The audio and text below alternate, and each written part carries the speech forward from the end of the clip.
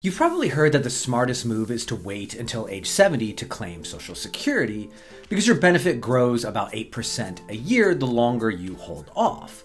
But here's the problem. That advice can backfire, and for a lot of retirees, it does. The financial industry and media have built this entire idea around what I call the break-even trap. It's a way of comparing Social Security options that sounds logical, but often leads people to make the wrong decision.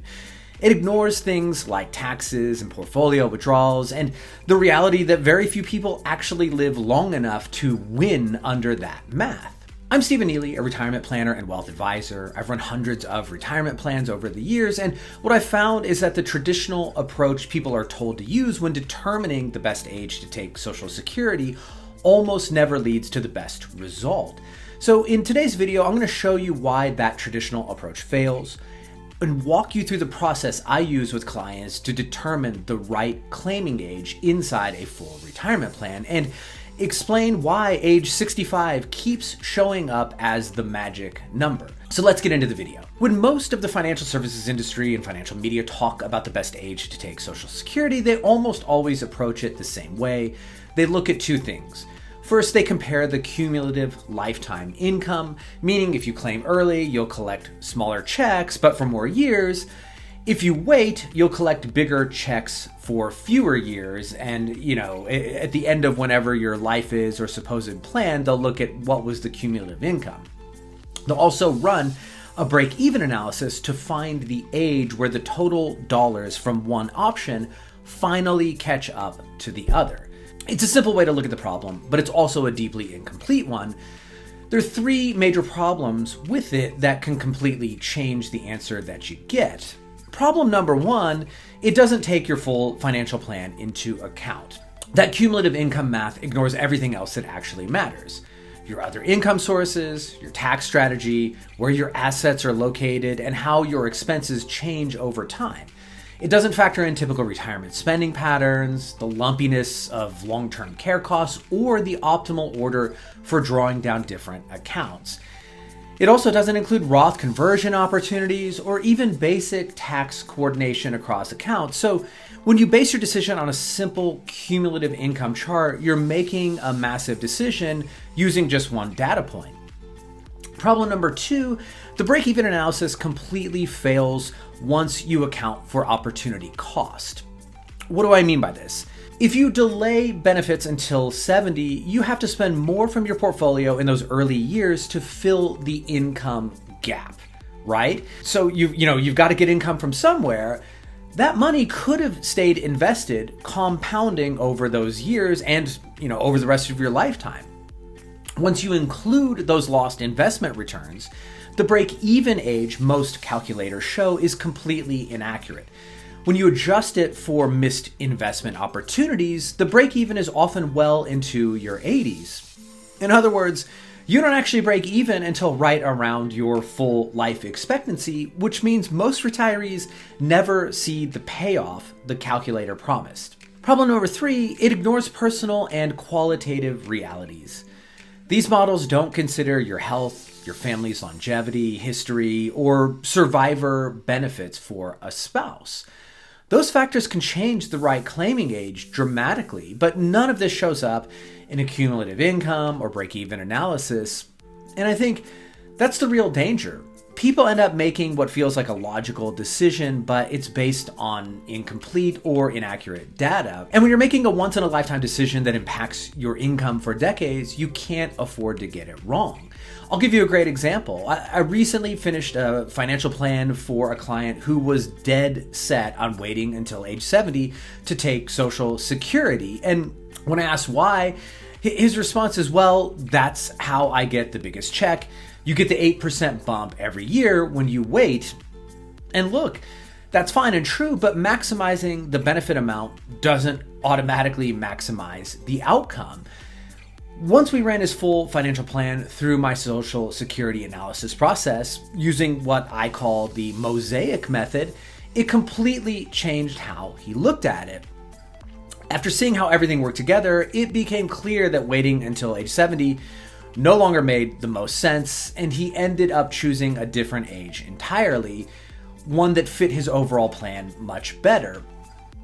And if you're interested in seeing how Social Security fits your own plan, there's a link in the description where you can fill out a short survey.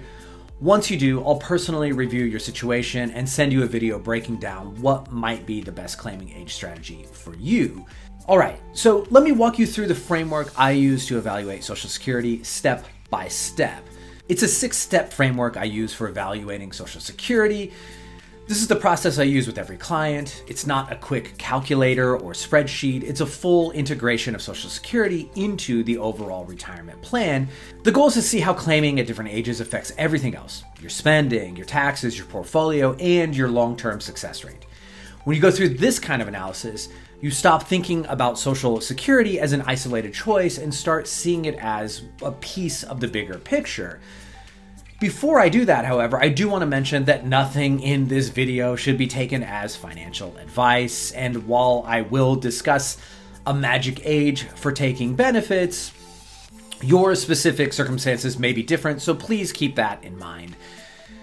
Okay, with that, let's go to step number 1, start inside the full retirement plan.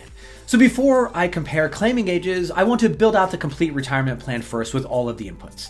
You got cash flows, taxes, investment mix, withdrawal sequencing, one-time expenses, healthcare, long-term care, everything, right? Why does this matter? Well, if you analyze Social Security by itself, you completely miss how it interacts with the rest of your financial plan. The timing of your benefits can affect your required withdrawals, your bracket management, your Roth conversion windows, and even your overall probability of success.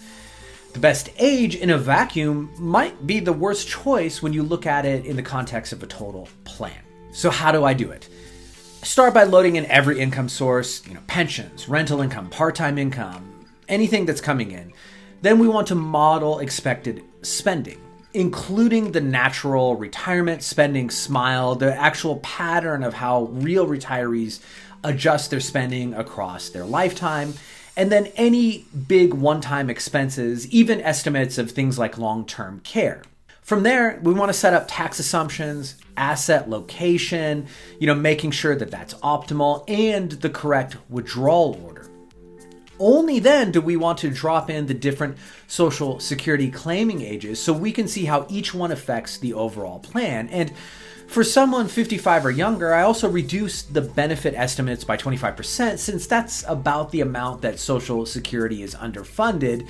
And if they do nothing, which who knows, we are talking about government here, they're going to have to cut benefits by that amount. And so I feel like the people 55 and younger are definitely on that path. So let's move on to step number 2. We're going to test for the highest sustainable spending. Once all the plan data is in, the next step is to test which Social Security spending age allows for the highest sustainable spending. So it's not about who ends up with the biggest account balance at 95 necessarily. What we care about is how much you can comfortably spend each year through retirement while still keeping the plan on track. So, for example, we might decide together that you're comfortable maintaining a 90% probability of success, which is really good. Meaning, you've got a high degree of confidence that your plan will work, even through market downturns. Once we've agreed on that target, we'll start running in all the different Social Security claiming scenarios while holding everything else constant and maintaining that 90% probability. For married couples, that means testing multiple combinations, both people at 62, one at 62, the other at 67, one at 62, the other at 70, both delaying, and so on. We also take into account who's the highest earner since that impacts spousal and survivor benefits. The goal is to see which combination supports the highest sustainable level of spending at the agreed upon probability of success. Because at the end of the day, most people aren't living purely off of Social Security. They're blending it with portfolio withdrawals to create a retirement paycheck. This step tells us which claiming strategy gives you the most spending power without increasing your overall risk. Let's move to step 3, compare median Monte Carlo ending values. Once we've identified which strategy supports the highest sustainable spending, the next thing I want to look at is how each option performs over time, specifically the median ending Monte Carlo value for your investable assets. What that tells us across thousands of simulated market scenarios, what does your portfolio typically look like at the end of the plan? It's not the best case, it's not the worst case, it's the middle ground and the most likely outcome. This step gives us a clean apples to apples way to compare strategies. If two claiming ages both maintain the same probability of success, but one leaves you with a higher median portfolio value at the end, that usually means the plan is more efficient, it's doing more with the same level of risk. And remember, for married couples, we're not just comparing one scenario, we're testing all the different combinations we talked about earlier, because sometimes the highest earner delaying benefits changes not just income timing, but also the long-term wealth trajectory. So this step is really about measuring which Social Security strategies tend to preserve or grow the most wealth in the typical case, not the extreme outcomes, but what's most likely to happen across a lifetime of markets. All right, we move to step number 4, apply tax adjustment and mortality weighting. Once we've compared the Monte Carlo results, we want to take it a step further because those results by themselves don't tell the full story. First, the Monte Carlo results aren't tax adjusted. They lump everything into a single median ending balance, regardless of whether those dollars sit in pre-tax accounts or Roth accounts or taxable brokerage accounts. Obviously, $1 million in a traditional IRA is not the same as $1 million in a regular brokerage account. One has a large tax liability at the end of life, the other one doesn't. So before we make comparisons, we want to normalize each scenario for taxes.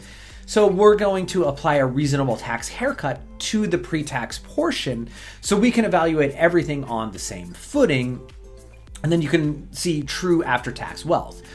Once that's done, there's another layer that Monte Carlo doesn't address, and that's longevity. So when you run a financial plan, you're picking an end of life, a value, an age for end of life, right? A lot of times you want to go out further, so you'll choose 90, 95, something like that. But the reality is there's only a small chance you'll actually live to that point. So instead of treating every year as equally likely, we want to apply mortality weighting.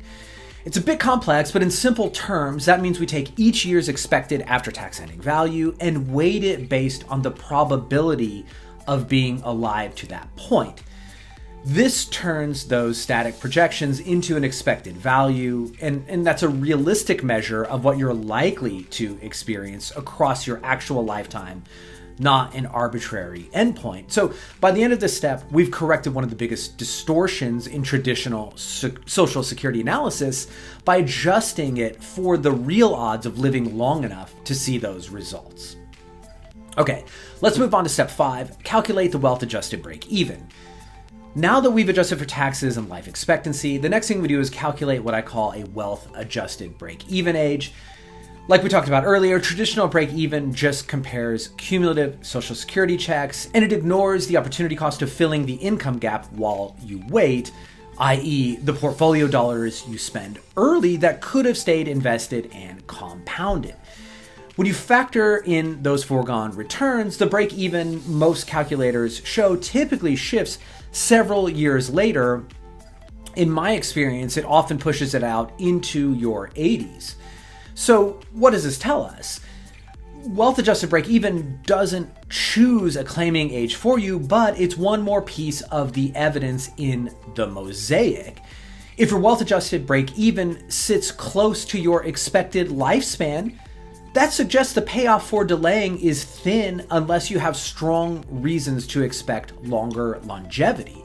If it lands well before your life expectancy, that strengthens the case for delaying. Either way, it's a useful gauge for how much the opportunity cost math helps or doesn't in your specific situation. Okay, let's move to the final step, step 6, factor in qualitative and behavioral considerations. The final step is where we bring the human side into the equation, because even after running all the math, taxes, probabilities, and wealth adjusted break-even points, there's still personal factors that can and often should influence the decision. This is where we want to look at things that no spreadsheet can measure: your personal and family health history, your expectations for longevity, your comfort level with market risk, and your lifestyle goals. They all play a role. If one spouse is in poor health and there's a big age gap, survivor benefits can shift the equation entirely. And then there's the psychological side. Some people simply feel more secure knowing that Social Security checks are coming in sooner, even if it's not the absolute maximum benefit. Others want to delay because they like the idea of locking in a larger inflation-adjusted income stream later, even if there's just a very low likelihood that they actually live long enough to get that benefit. There's no right or wrong answer here. The point of this step is to make sure the decision fits you financially and emotionally. Once the analysis gives us the numbers, this is where we interpret them through the lens of your actual life, because at the end of the day, Social Security isn't just a math problem. It's part of how you build peace of mind and confidence in your retirement plan.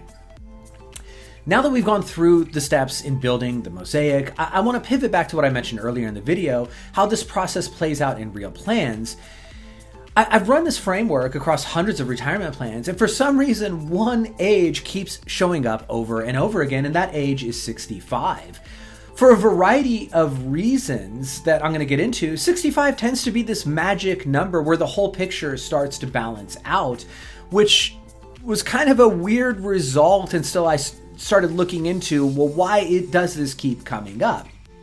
In a lot of cases, claiming earlier just doesn't make as much sense once you see the full context of the plan. And while sometimes waiting all the way to 70 can still work, 65 often ends up being the point where everything kind of lines up. So let me walk through what I think is driving that and why 65 keeps surfacing as this sort of sweet spot. It's not because there's anything magical about the number itself. It's what's happening around that age that causes everything in the plan to start aligning. So let me break that down. First, the portfolio stress trade-off starts to stabilize. When you claim early, you're taking pressure off your portfolio for a few years, but locking in smaller benefits. When you delay all the way to 70, you get the higher benefit, but you have to rely more heavily on your portfolio in the meantime. Around 65, those two forces start to offset. You've waited long enough to meaningfully increase benefits, but not so long that you're draining your investments to cover the gap. From a modeling standpoint, it's often the point of equilibrium where portfolio stability and benefit growth meet in the middle. Second, the after-tax payoff starts to flatten.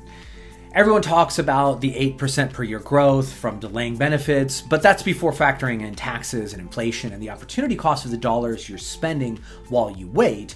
When you adjust for those, the true after-tax inflation-adjusted benefit for delaying beyond 65 is often closer to 3 or 4%. That's right around what a balanced portfolio might reasonably earn anyway, which means the advantage of waiting longer tends to level out. Third, longevity probabilities start to drop off. If you're running this analysis through mortality weighting, you see the odds of living long enough to benefit from waiting past 65, they shrink pretty quickly. That doesn't mean delaying is wrong. In fact, sometimes that's definitely the right choice. It just means the expected value advantage peaks somewhere around that range. In plain language, 65 is usually where you're getting most of the lifetime income benefit without banking on extreme longevity. Fourth, the tax picture often looks best right around that time. Delaying too long can create large IRA or 401k balances that push you into higher brackets once RMDs kick in. By starting benefits in that 65 window, you often get a smoother tax curve. Lets you use those earlier years for Roth conversions and bracket management before RMDs begin. When you put it all together, it's not that 65 is a rule, it's just the point where so many of those forces converge. That's why when I run the mosaic, it keeps showing up again and again. So to wrap things up, the magical thing about 65 is that it happens to be where a lot of the moving pieces in your plan all start lining up in a way that makes financial sense. The key takeaway here isn't that everyone should claim at 65. It's that the right claiming age only becomes clear when you view Social Security as part of your entire plan, not as a standalone decision. And if you'd like to see how Social Security fits into your plan, there's a link in the description where you can fill out a quick survey. Once you do, I'll personally review your situation and send you a video breaking down what might make the most sense for you. Thanks for watching, and I'll see you in the next one.